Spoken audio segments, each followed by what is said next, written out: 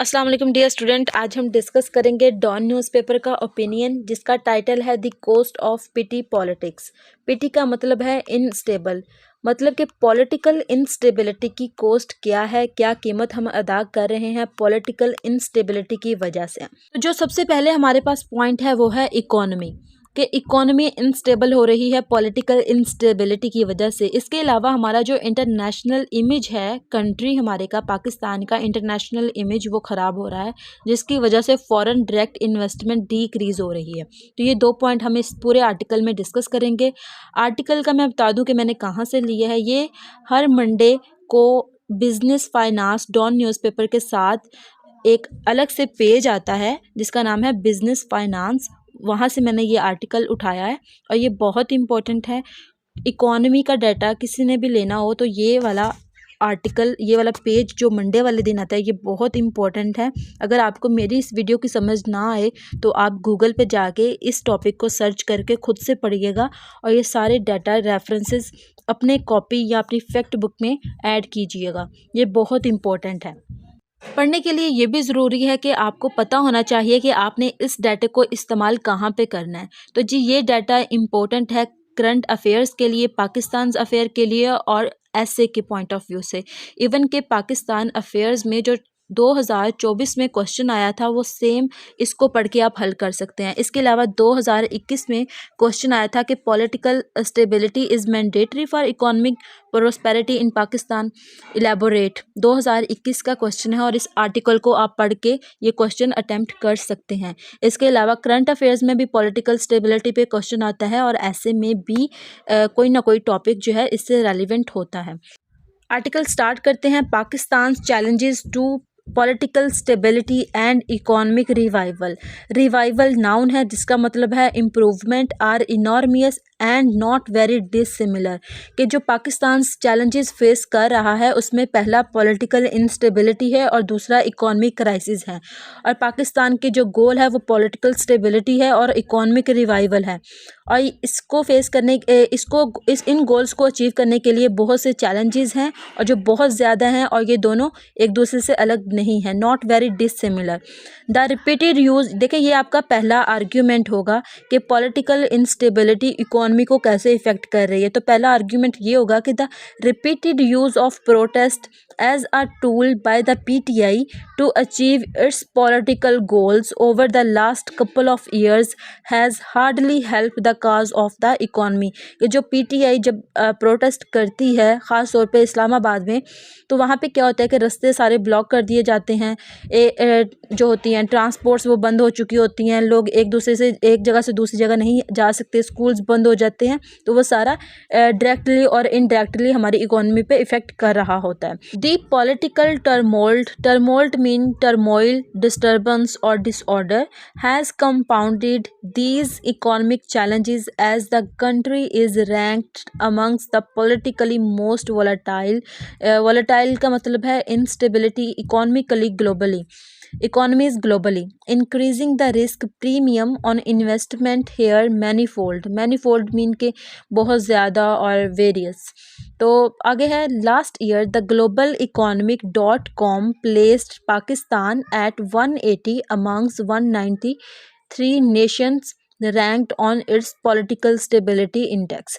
देखें, ये आप एक रेफरेंस ऐड कर सकते हैं अपने पेपर में कि जो द ग्लोबल इकोनॉमिक .com है, इसने पाकिस्तान को जो रैंक दिया है पॉलिटिकल स्टेबिलिटी के हवाले से, वो दिया है 180 आउट ऑफ 193 कंट्रीज़ में पाकिस्तान का रैंक 180 है, कि पाकिस्तान जो है पॉलिटिकल स्टेबिलिटी पाकिस्तान में इतनी कमज़ोर है। इसके अलावा रिसेंटली 2024 में जो पाकिस्तान रैंक करता है फ्रेजाइल स्टेट्स इंडेक्स रिपोर्ट के मुताबिक, वो है 27, कि पाकिस्तान 27th रैंक करता है फ्रेजाइल स्टेट इंडेक्स में। क्यों करता है?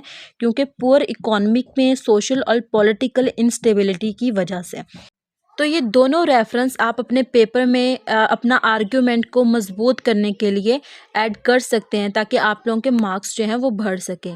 एक तो ये था एक तो जो मैंने आपको बताया कि पाकिस्तान फ्रेजाइल मतलब कि कमज़ोर स्टेट में पाकिस्तान का जो रैंक है वो 27 है और 180 पाकिस्तान के 180 रैंक करता है पॉलिटिकल स्टेबिलिटी के हवाले से। तो जी इससे प्रूफ होता है कि पाकिस्तान में पॉलिटिकल इंस्टेबिलिटी है। तो आप इस चीज़ को प्रूव करने के लिए ये दोनों रेफरेंस ऐड कर सकते हो। आगे हम पढ़ते हैं।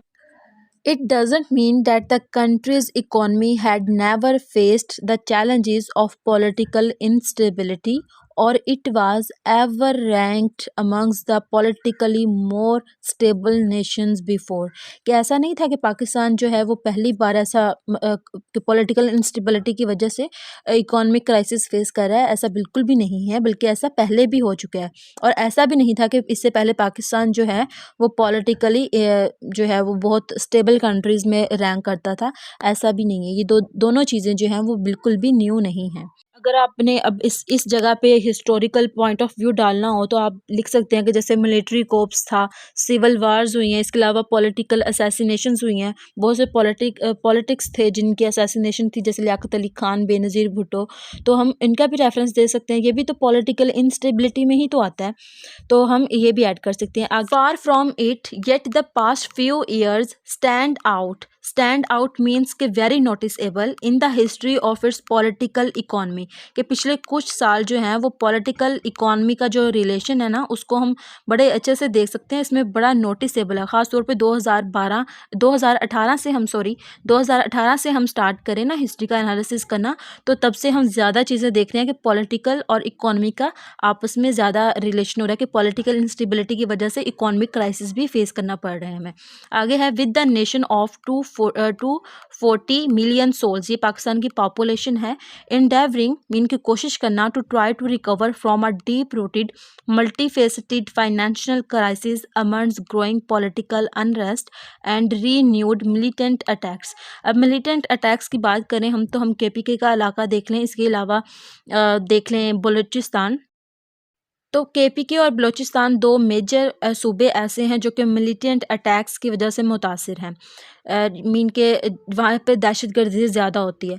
पहली वजह तो यही है, जैसे मैंने एक आर्टिकल पिछली बार जो उस पे वीडियो बनाई थी अफ़गान स्ट्राइक पे, तो उसमें मैंने अच्छे से बताया था कि इन दोनों के जो बॉर्डर्स हैं वो अफ़गानिस्तान के साथ शेयर होते हैं, तो इसकी वजह से भी यहाँ पे टेररिज्म ज़्यादा है। दूसरी वजह बड़ी रीज़न ये है कि सोशो इकोनॉमिक क्राइसिस की वजह से वहाँ के लोग जो हैं वो ये काम करते हैं।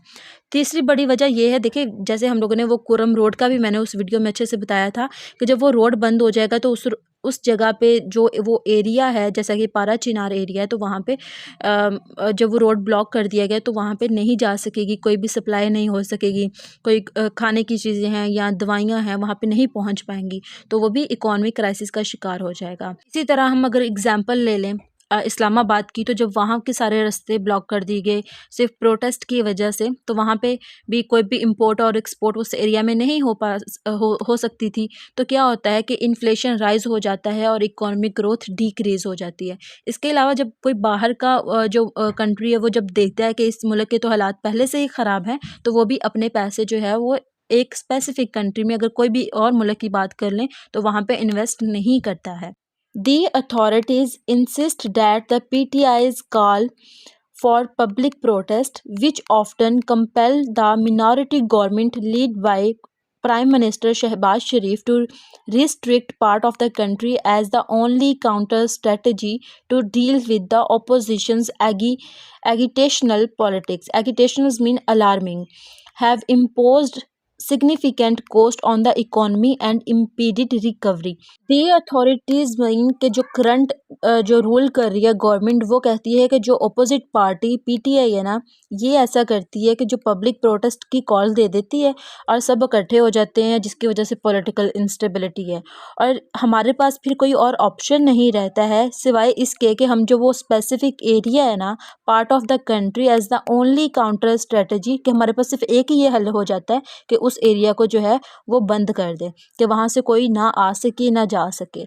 सिर्फ हमारे पास एक यही ऑप्शन है, जिसकी वजह से क्या हो रहा है कि उसकी कॉस्ट जो है ना, उस पिटी पॉलिटिक्स की कॉस्ट कौन दे रहा है? इकोनॉमी दे रही है। और यही जो है जिसकी वजह से जो इकोनॉमी है वो रिकवर नहीं हो पा रही और हम अभी तक इकोनॉमिक क्राइसिस में फंसे हुए हैं। आगे है, given the political economic challenges it does not come as a surprise to find the state bank highlighting the adverse impact of political unrest and uncertainty on the recent economic recovery is one of its recent reports on the state of the economy.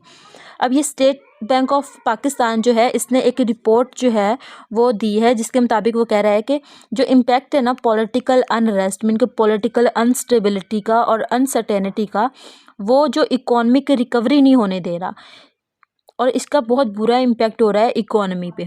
तो हम ये भी reference add कर सकते हैं कि ये बात मैं नहीं कह रही या कह रहा, ये स्टेट बैंक ऑफ पाकिस्तान कह रहा है कि मुल्क में जो पॉलिटिकल इंस्टेबिलिटी की वजह से इकोनॉमिक रिकवरी करने में मुश्किल पेश आ रही है। ये रिपोर्ट मेंशन है जो स्टेट बैंक ऑफ पाकिस्तान ने दी थी कि the economy continues to grapple with structural bottlenecks in spite of some improvements in the macro economic indicators.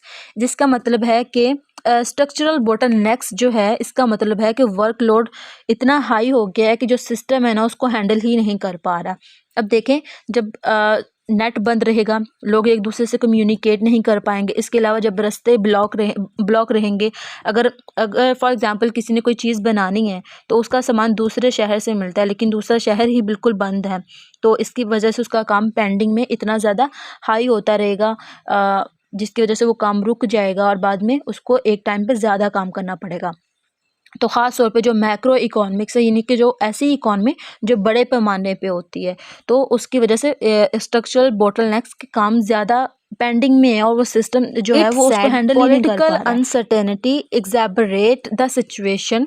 एग्जैबरेट mean के ज़्यादा बढ़ा देना the situation through inconsistency in economic policies.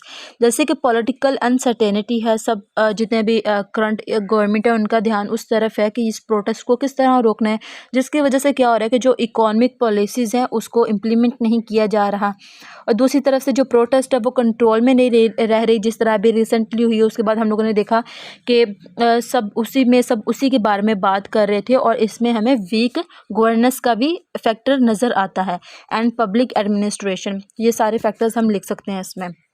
This underscores the need for policy reforms. और ये सारे जो ऊपर वाले पॉइंट्स है ये इंडिकेट क्या कर रहे हैं कि यहाँ पे पॉलिसी रिफॉर्म्स की ज़रूरत है टू इंश्योर सस्टेनेबल मीन के लॉन्ग टर्म, ऐसा जो कि एक लंबे अरसे तक रहे, development over the medium to long term.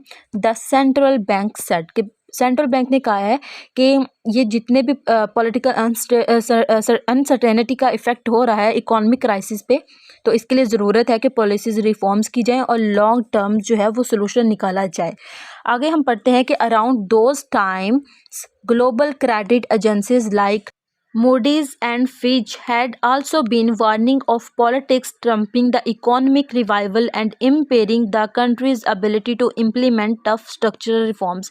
कि ये जो एजेंसीज हैं इन्होंने भी पाकिस्तान को वार्निंग दी है कि आप अपने स्ट्रक्चरल जो रिफॉर्म्स हैं उस पर इम्प्लीमेंट करें। इसके अलावा हम लोगों ने जो IMF से कर्जा लिया था 7 बिलियन, आगे ये नीचे ये सारी बात लिखी है, इसको भी अगर आप लोगों ने सही तरीके से इस्तेमाल करना है तो उसके लिए सबसे बेहतरीन जो ऑप्शन है ना वो यही है कि all political actors come to an agreement, यानी कि कॉन्सेंसस की जाए, यानी कि अगर एक कोई बात कर रहा है तो दूसरा कोई और बात कर रहा है। ये सारी बात जो थी बहुत अच्छी लिखी थी, जिस पे मैम मलिहा लोधी का एक ओपिनियन था जिस पे मैंने वीडियो बनाई थी, द नेशनल कम्पैक्ट ऑफ 2025। तो उसमें ये सारी बात लिखी थी कि किस तरह इसको टैकल किया जा सकता है कि all political actors come to an agreement to not derail, के ब्लॉक ना करें प्रोसेस को और उसकी जो पाकिस्तान जो ग्रो कर रहा है उसको ब्लॉक ना करें, बल्कि सारे एक टेबल टॉक करें और एक पॉइंट पे आएँ और लॉन्ग टर्म सोचें।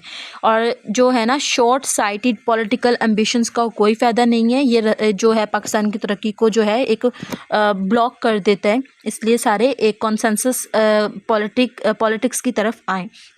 इस पॉइंट को हम इसको एक सोल्यूशन में भी ऐड कर सकते हैं कि पॉलिटिकल इंस्टेबिलिटी कैसे ख़त्म की जा सकती है। इसी तरह की जा सकती है कि जो पॉलिटिकल एक्टर्स हैं वो सारे, हर पार्टी जो है वो एक एग्रीमेंट करे, एक कॉन्सेंसस करे, एक बात पे कायम रहें और सब मिलके म्यूचुअल अंडरस्टैंडिंग के साथ जो है वो इस सारे क्राइसिस को ख़त्म करें। 3 नवंबर 24 call by the gelled PTI chief Imran Khan for a final do or die protest in Islamabad to force the hands of the government to meet its demand like the release of the incarcerated party incarcerated mean के जो कैदी हैं party leaders including Imran Khan and fresh elections represented the continuation of this strategy to increase pressure on the government and the establishment through the use of the destabilizing means। ये भी वही सारी बात है कि प्रोटेस्ट को use करना अपने गोल्स अचीव करने के लिए, ना कि एक टेबल टॉक। तो ये सारा हम लोग इस रेफरेंस में ऐड कर सकते हैं कि जो पीटीआई चीफ इमरान खान है, उन्होंने एक डू और डाई प्रोटेस्ट का ऐलान किया नवंबर 24 नवंबर को, और इसका इम्पैक्ट हमें ये इकोनॉमिक क्राइसिस की शक्ल में फेस करना पड़ा। तो हम इस पॉइंट को उसमें लिख सकते हैं। It has had an adverse impact on the country's recovery efforts regardless of the debate on the legitimacy of the protest। कि जो प्रोटेस्ट है वो वैसे तो जायज़ है, एक डेमोक्रेटिक राइट है, लेकिन इसके बावजूद इसका एक एडवर्स इम्पैक्ट है कंट्रीज़ की रिकवरी की जो कोशिशें हैं उसके ऊपर। जैसा कि अगर हम इकोनॉमिक क्राइसिस से निकलना चाहते हैं तो उस पर भी ये किस तरह हमने पीछे पढ़ा है कि किस तरह एक नेगेटिव इम्पैक्ट डाल रहा है। The PTI leadership described the party chief's call for a long march on Islamabad as their legitimate democratic right, which it is। तो यही ऊपर वाली बात होगी कि वैसे तो एक डेमोक्रेटिक राइट है, लेकिन फिर भी ये एक बुरा इम्पैक्ट डाल रहा है। On the other hand the ruling PMLN accused the opposition PTI and its leadership of undermining the interest of the country and creating chaos to destabilize its government and reverse recent economic gains through violent protest and false social media propaganda as it locked down the federal capital and several cities across Punjab, besides blocking national highways। अब ये सारे points हम add कर सकते हैं कि जैसे पंजाब के कुछ एरियाज़ को बंद कर दिया गया, ब्लॉकिंग नेशनल हाईवेज़ को बंद कर दिया गया, मोटरवेज़ को बंद कर दिया गया विद फ्रॉड कंटेनर्स के थ्रू एंड व्हीकल्स मीन के ट्रांसपोर्ट को बंद कर दिया गया to keep the protesters from reaching Islamabad several days before the protest days. सिर्फ एक दिन के लिए नहीं बल्कि बहुत दिन पहले ये सारा कुछ कर दिया गया, इकदाम किए गए कि जब देखें अगर सिर्फ अब उनको तो नहीं ना पता था कि कौन सी व्हीकल जो है वो जा रही है एक्सपोर्ट और इंपोर्ट कर रही है, बल्कि उन्होंने सारा कुछ बैन कर दिया था, सब कुछ ब्लॉक कर दिया था, जिसकी वजह से एक एडवर्स इम्पैक्ट पड़ा।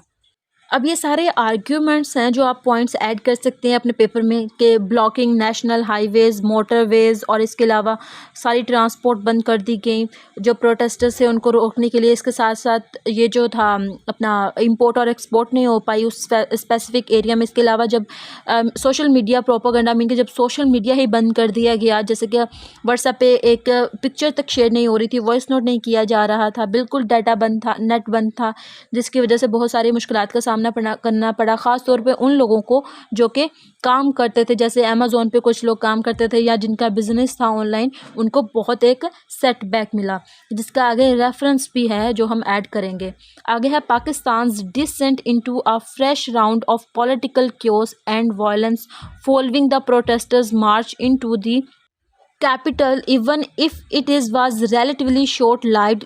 इवन कि ये छोटा था लेकिन फिर भी इसका बहुत बड़ा इम्पैक्ट पड़ा, जिसका एस्टीमेट लगाया फाइनेंस मिनिस्टर मोहम्मद औरंगज़ेब ने, जिन्होंने कहा कि जो इकॉनमी का है उसको एक अच्छा खासा सेटबैक मिला है, जिसका लॉस जो था वो टोटल 190 बिलियन था a day during the course of the agitation mean के अलार्मिंग। ये जो कोर्स था ये एक अलार्मिंग कोर्स था, यानी कि जो प्रोटेस्ट हुई है इसकी वजह से बहुत नुकसान हुआ है। अब beside undermining the government efforts on the economic front to create a narrative of the state's failure many would contends this loss estimate for being on the higher side. तो अब देखिए ये रेफरेंस बहुत अच्छा था कि अगर हुआ है क्या नुकसान हुआ है, बताएं क्या नुकसान हुआ है। तो हम ये रेफरेंस ऐड कर सकते हैं कि जो फाइनेंस मिनिस्टर है ना, उसने ही एस्टिमेट किया और उसने ये एक स्टेटमेंट दी कि हमें 190 बिलियन रुपीज़ जो है वो नुकसान हुआ है सिर्फ एक दिन का। But the fact that the business suffered significant tangible losses, तो सबसे ज़्यादा जो नुकसान हुआ है ना वो बिज़नेस को हुआ है, और बिज़नेस की वजह से ही तो ट्रेड होती है, तो फिर cannot be denied as trade activity in Islamabad and Rawalpindi came to a standstill। stand still का मतलब होता है रुक जाना। अब जब इस्लामाबाद और रावलपिंडी के रास्ते ब्लॉक कर दिए गए तो सबसे ज़्यादा जो नुकसान था वो बिज़नेस को हुआ, क्योंकि ये दोनों ही जो थे एक कैपिटल है इस्लामाबाद, तो इसी ही को ही बंद कर दिया गया, ट्रेड एक्टिविटीज़ बंद कर दी गई, तो हमें एक बहुत ज़्यादा सेटबैक मिला। With the lockdown of other cities and highway in Punjab also leading to a temporary fuel and food storage besides causing a spike mean के increase rise in inflation in the twin cities and elsewhere during the course of the agitation. जबकि protest थी तो इस्लामाबाद और रावलपिंडी का जो था वो सारा ब्लॉक कर दिया गया, तो कुछ लोगों ने खुराक वगैरह खरीद ली, फ्यूल वगैरह खरीद लिया और कर लिया, स्टोर कर लिया। लेकिन क्या हुआ कि अब देखिए वहाँ पे कोई चीज़ आ तो सकती नहीं थी, सिर्फ उन्होंने अपने ही चीज़ें इस्तेमाल करनी थी, जिसकी वजह से क्या हुआ कि चीज़ें महंगी हो गई। आगे है a more adverse consequences of the disruptive agitational politics of the PTI to the business and the economy is the reputational loss for Pakistan as a safe haven for investment। अब देखें इन्फ्लेशन तो उस area में बढ़ी इसके अलावा क्या हुआ कि जो रेपुटेशनल लॉस हुआ है पाकिस्तान को, उसके बारे में क्या कि बिजनेसेस को तो सेटबैक मिला, इसके अलावा पाकिस्तान की रेपुटेशन जो थी इंटरनेशनल इमेज वो भी ख़राब हुई है इसकी वजह से।